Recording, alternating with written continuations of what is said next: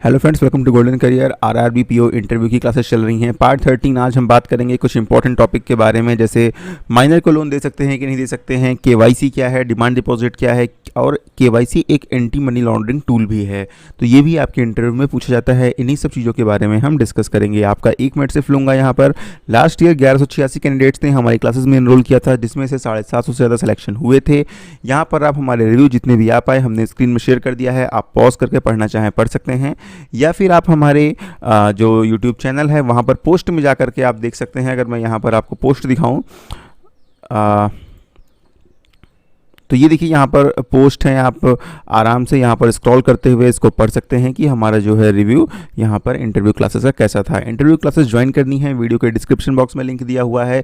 A to Z complete preparation है, bank के सारे टॉपिक कवर हैं, फाइनेंशियल अवेयरनेस कवर है, एंड यहाँ पर आपका जो स्टेट स्पेसिफिक क्वेश्चन होते हैं, जब आप जिस स्टेट से बिलोंग करते हैं वहाँ के जो इंपॉर्टेंट क्वेश्चन होते हैं वो भी हम इस इंटरव्यू सीरीज़ में कवर कर रहे हैं। एक बार मेंबरशिप पे लेंगे, click here to purchase membership, description box में जो लिंक दिया है उस पर क्लिक करेंगे तो कुछ ऐसा ओपन होगा। डिटेल भरेंगे, पेमेंट करेंगे, एंड उसके बाद लॉगिन करेंगे तो यहाँ पर इंटरव्यू की सारी वीडियोज़ और PDF and newspaper.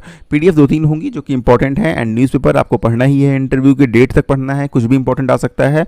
And interview videos, अभी मैं इंटरव्यू वीडियोज़ ओपन करके नहीं दिखा रहा हूँ क्योंकि ये वीडियो मैं पहले रिकॉर्ड कर रहा हूँ, बट इसमें हम यहाँ पर सारे topics A to Z cover कर रहे हैं। और वीडियो के एंड में आपको दिख जाएगा जो कि कौन कौन से टॉपिक इस आपको इंटरव्यू सीरीज़ में मिलने वाले हैं। पहले हम बात करते हैं केवाईसी के बारे में।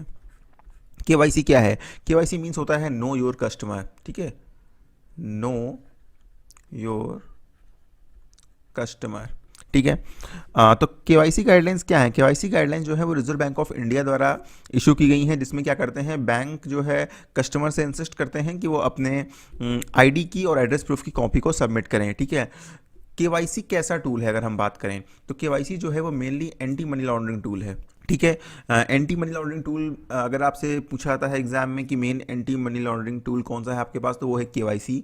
मतलब कस्टमर की आप प्रॉपर केवाईसी करें, उससे उसका एड्रेस प्रूफ, उसका ID प्रूफ प्रॉपर आप लेंगे तो एटलीस्ट आपको पता होगा कि जो पैसे डिपॉजिट हो रहे हैं ये किसके हैं, किस कस्टमर के बिहाफ पे डिपॉजिट हो रहे हैं। पहले क्या होता था, केवाईसी मैंडेटरी नहीं थी, कुछ भी ऐसे भी अकाउंट रेफरेंस, सिर्फ किसी के रेफरेंस से भी अकाउंट जो है वो ओपन हो जाते थे। मेन पर्पज़ अगर हम बात करें केवाईसी का क्या है, तो मेन पर्पज़ ये है कि जो एक जेन्युइन पर्सन है सिर्फ उसको अकाउंट जो है वो बैंक में ओपन करने दिया जाए।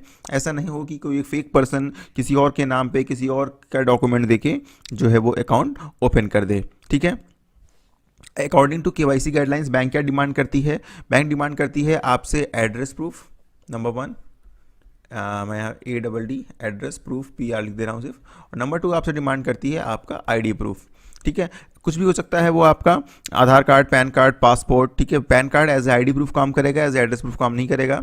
बाकी वोटर ID हो गया, कोई भी और गवर्नमेंट ID आपके पास है, आप कहीं गवर्नमेंट में एम्प्लॉयर हैं, आप एम्प्लॉयर की तरफ से कोई ID आती है, तो ये सब चीज़ें जो है वो एज ए आपकी केवाईसी जो डॉक्यूमेंट्स होते हैं वो यहाँ पर मान ली जाती हैं, ठीक है।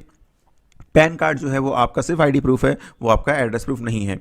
बेसिक जो है वो केवाईसी का यही है, ठीक है, कि नो योर कस्टमर RBI की गाइडलाइंस के अकॉर्डिंग केवाईसी हर अकाउंट की मैंडेटरी है। अगर आप केवाईसी नहीं कर रहे हैं तो फिर वो आप गलत तरीके से अकाउंट ओपन कर रहे हैं। वैसे तो अब E-KYC भी आ गई है, ठीक है। E-KYC में क्या होता है, आप बायोमेट्रिक या OTP बेस्ड जो है वो ऑथेंटिकेशन करते हैं। बेसिकली बैंक्स में देखा होगा अकाउंट ओपन कराते हैं और आपका आधार कार्ड से लिंक होता है, तो आप अपना थंब इम्प्रेशन देते हैं तो आपके आधार कार्ड की सारी डिटेल बैंक्स में अपने आप आ जाती हैं। तो ये होती है आपकी E-KYC, that is electronic KYC, ठीक है। नेक्स्ट एक और हम टॉपिक बात करते हैं कि डिमांड डिपॉजिट क्या होता है। देखिए, बैंक में डिपॉजिट 2 तरह से हो सकते हैं, 2-3 तरह से हो सकता है। करंट अकाउंट हो सकता है, आपका सेविंग अकाउंट हो सकता है, और 2 आपके रिकरिंग डिपॉजिट हो सकता है या फिक्स डिपॉजिट भी हो सकता है, ठीक है। तो जो करंट अकाउंट में पैसा और जो सेविंग अकाउंट में पैसा होता है, मतलब जो करंट अकाउंट का डिपॉजिट होता है एंड जो सेविंग अकाउंट का डिपॉजिट होता है, उन्हें हम बोलते हैं डिमांड डिपॉजिट। डिमांड डिपॉजिट क्यों बोलते हैं? क्योंकि इसमें जो है मनी, जो पैसा है वो किसी भी टाइम पे डिपॉजिट किया जा सकता है और किसी भी टाइम पे विड्रॉ किया जा सकता है। तो जो करंट अकाउंट का बैलेंस होता है और जो सेविंग अकाउंट का बैलेंस होता है, ठीक है, उसी को हम बोलते हैं डिमांड डिपॉजिट, जो इसमें पैसा जमा होता है, और इसी को कलेक्टिवली बोला जाता है कासा। कासा एक बहुत ही इंपॉर्टेंट टर्म है बैंक की फील्ड में, ठीक है। तो कैसा मतलब क्या होता है? Current account and saving account. बाकी जो करंट अकाउंट होता है, डिमांड डिपॉजिट मतलब इसमें जितना भी पैसा है वो जो है कभी भी जो कस्टमर है उसकी डिमांड कर सकता है। एफडी में आपका एक फिक्स टेन्योर होता है, रिकरिंग में फिक्स टेन्योर होता है, बट सेविंग अकाउंट और करंट अकाउंट के बैलेंस में कोई टेन्योर नहीं होता है, इसीलिए इसको डिमांड डिपॉजिट भी बोला जाता है। And the other thing is कि कासा में मतलब सेविंग अकाउंट में बेसिकली करंट अकाउंट जो होता है वो बिजनेस जो हमारे कर रहे होते हैं, जिन लोग के पास बिजनेस होता है वो ओपन करते हैं। सेविंग अकाउंट कोई भी एक इंडिविजुअल ओपन कर सकता है, जिसपे इंटरेस्ट रेट जो पे होती है सेविंग अकाउंट पे, ये reserve bank of India decide नहीं करती है। ठीक है, ये सेविंग बैंक की इंटरेस्ट जो है वो इंडिविजुअल बैंक डिसाइड करती है। जिस भी बैंक में आपका अकाउंट है वो बैंक डिसाइड करती है कि सेविंग अकाउंट पे हमें इंटरेस्ट कितनी देनी है, इसीलिए इंटरेस्ट देखिए वैरी किया करती है। ठीक है, and the other thing is कि सेविंग अकाउंट में जो इंटरेस्ट आपको मिलती है वो अप टू ₹10,000 टैक्सेबल नहीं होती है। 10,000 के ऊपर की जो भी इनकम होती है वो as per income tax rule taxable होती है। तो यहाँ पर ये बात हो गई हमारी डिमांड डिपॉजिट की।